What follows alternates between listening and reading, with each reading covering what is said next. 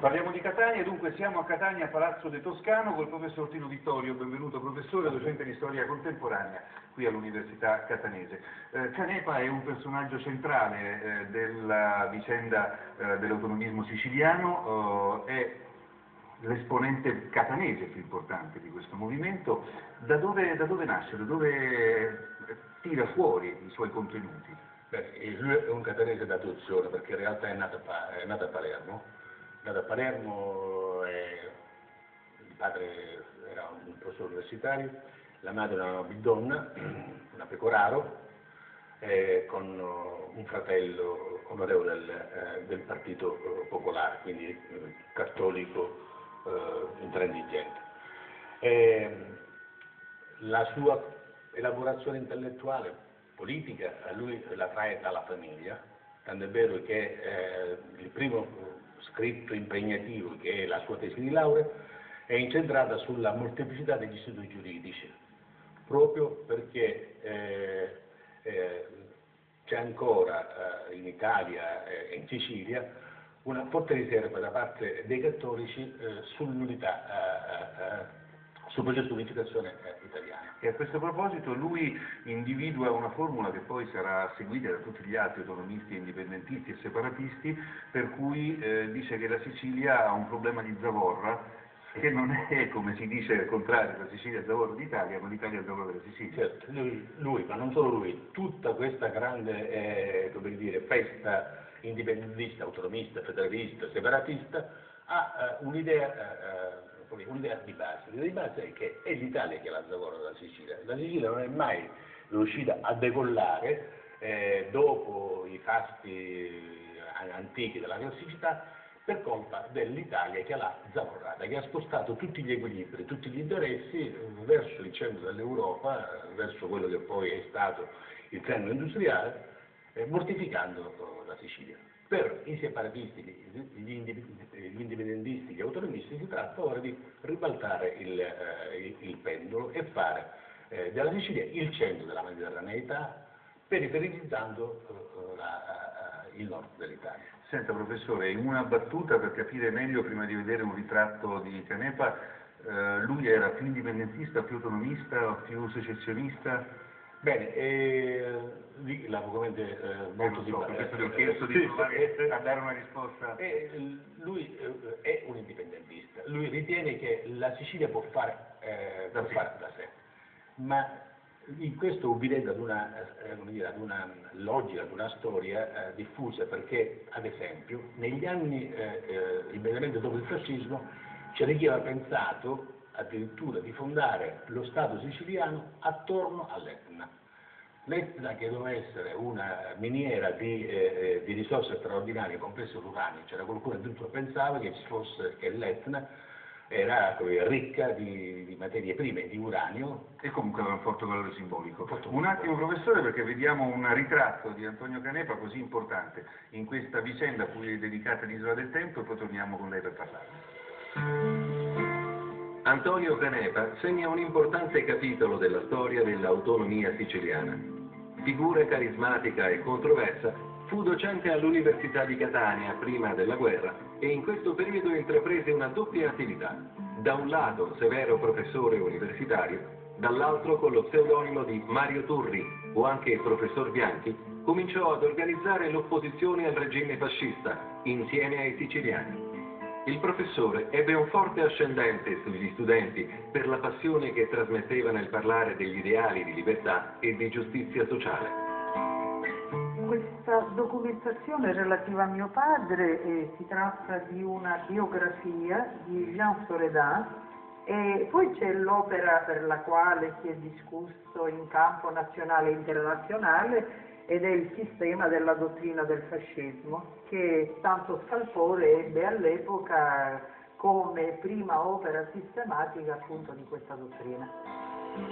Nell'ottobre del 1944 venne contattato da Finocchiaro Aprile, leader del MIS, che gli assegnò il compito di costruire un'organizzazione clandestina armata che aiutasse la lotta. Il progetto prese il nome di EVIS, Esercito Volontario Indipendentisti Sicilia, e nelle sue file iniziarono a radunarsi giovani volontari disposti anche a mettere a repentaglio la propria vita per la causa autonomista.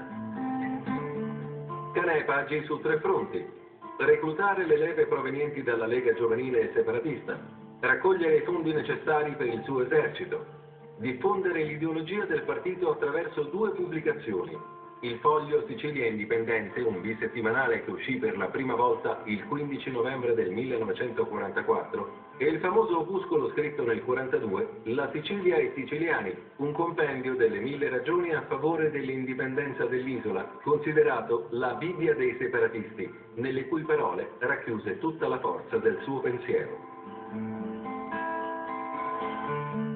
Nell'aprile del 1945 il professor Antonio Canepa, ormai noto con lo pseudonimo di Comandante Turri, radunò i suoi primi compagni e si diresse verso la zona di Cesarò, cittadina arroccata alla maniera medievale tra le province di Catania, Messina ed Enna. Tra i boschi di Cesarò, l'esercito clandestino trovò rifugio, accampandosi nella caserma della Guardia Forestale di San Buchello.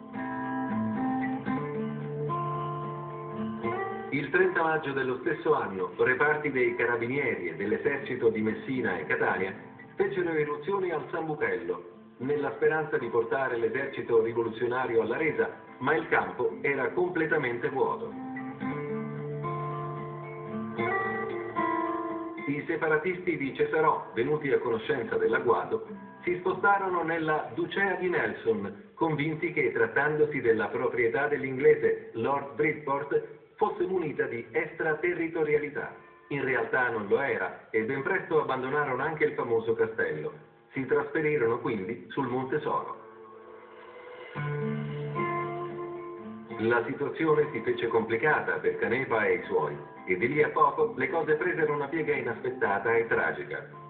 Antonio Canepa morì insieme a Carmelo Rosano e Giuseppe Lo Giudice il 17 giugno del 1945 in uno scontro a fuoco con i carabinieri nei pressi di Randazzo. Ci ritroviamo a Palazzo del Toscano a Catania con il professor Tino Vittorio per parlare ancora di Canepa, in questo caso di Canepa antifascista, addirittura ordì un tentativo di colpo di Stato a San Marino, ma per fare che? Lui ordisce questo colpo di Stato a San Marino perché ritiene di dovere per almeno qualche settimana far sapere al mondo che il fascismo non è questa struttura così curiosamente, come dire, strutturata. E quindi più che pensare di farne un avamposto di liberazione dell'Italia dal fascismo, pensava di farne uno strumento di propaganda antistatuale e antifascista. Non ci riesce. Non ci riesce perché il colpo di Stato viene in anticipo soffocato, lui viene internato, o meglio si fa internare in un manicomio per evitare di pagare il conto, da lì poi esce e cerca di riavvicinarsi scrivendo dei libri indigesti assai sulla dottrina del fascismo, diventa il teorico istituzionalista del fascismo per tutti gli anni 30. Lui viene attraverso gli amministratori della Ducea di Nelson, no, che si trova a Brondi, provincia di Catania, entra nell'intelligence service.